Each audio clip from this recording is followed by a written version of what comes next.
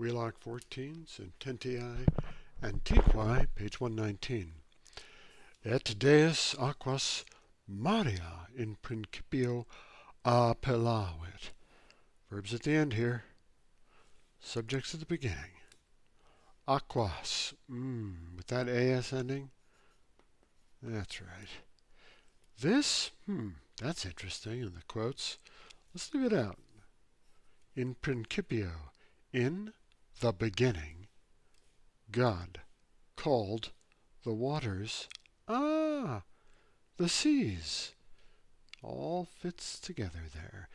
This is a predicate object.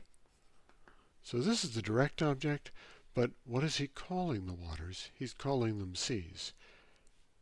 Number 2, terra ipsa homines et animalia olim creavit. Okay, same structure here. Earth created. We've got a connector there. Olim means once upon a time. This modifies that, because you see the A there. The land itself created. Okay. See, now this and this could be nominative or accusative, but the only way it's really going to fit is if this is the direct object. And this. It's a compound direct object. This could be nominative, except if this is nominative, then it's the subject. If it's the subject, it's the subject of this verb.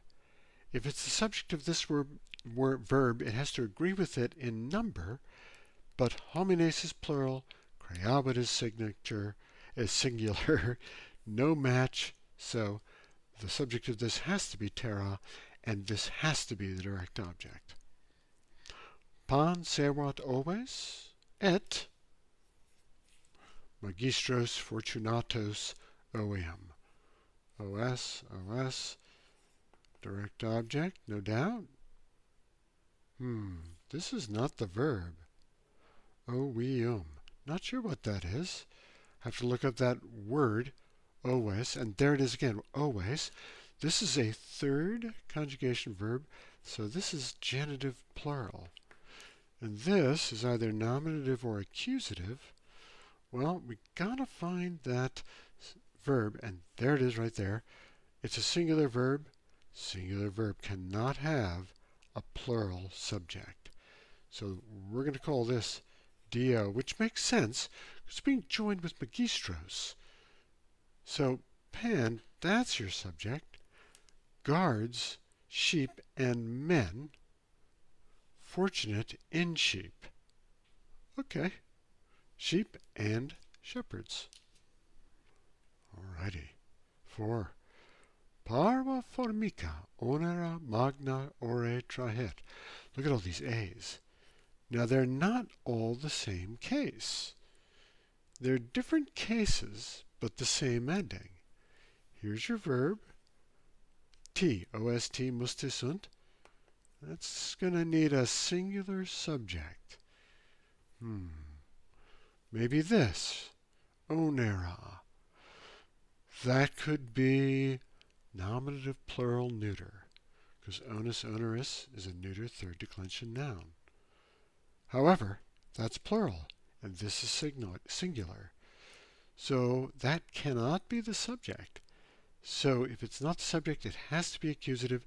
Therefore, it's the direct object, and magna goes with it. Let's see. Any chance of a subject? What about parva formica? This guy's first declension noun. That could be nominative singular. Let's try it. The small ant carries great loads in its mouth. Ablative of means. Yay. That's what we're talking about in this chapter. Auribus teneo lupum. Oh, okay, this is aus. Auris, third declension. So with the ibus ending, that's ablative of means. Probably, because there's no preposition. I hold the direct object, the wolf, by the ears. Great expression. It means you're in a bit of a conundrum. All right. Ille magnam turbam clientium secum habet. Oh, here's that secum. Makeum, takeum, secum, nobiscum, wobiscum, quibuscum. It's that flip-flop construction with himself. All right, we got that out of the way. Now, ille, it's got to be the subject, because ille is always nominative singular. Magnam turbam, that can only be accusative, so we'll call this the direct object, great crowd. Cliens, clientis, third declension, so ium, genitive, plural. That's going to signify possession. He has with him a great crowd of clients. And these clientes are people who are your supporters. They're your political supporters, and you also provide for them financially. You give them jobs, you lend them money, and you just generally take care of them. That's the way Roman society was. Number 7. Hunc nemo vi neque pecunia superare potuit. Potuit, from possum posse, to be able. Verb. Nemo. Subject. And hunc, that's accusative singular. No other reason for it to be accusative except direct object. Neque, okay, that's a connector. How about connecting these two? Well, this is ablative of means. You can tell because there's no preposition. And what about we? Oh, yeah, that's that funny little word. Wis, wim, we. Weirdes, widowum, widibus, weirdes, widibus. So it means like violence or force. Superare, that is an infinitive. It's the present active infinitive. Nobody could conquer him, this guy, with force nor with money. Last one here. Non vidibus et celeritate corporum magna gerimus, and said, but sapientia et sententiae et arte. Oh, I can tell something's going on here. So we have said, that's but, conjunction, ablative, and E ending. So it's a little different from the A, but it's still ablative, just third declension. With wisdom and with intelligence and with art. All right. Hey, wait a minute.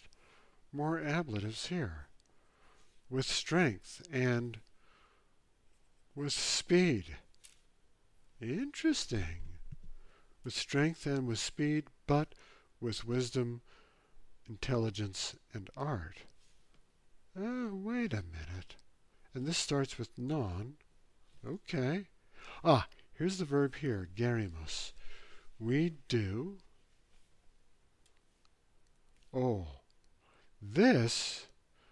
That guy. This is tricky now.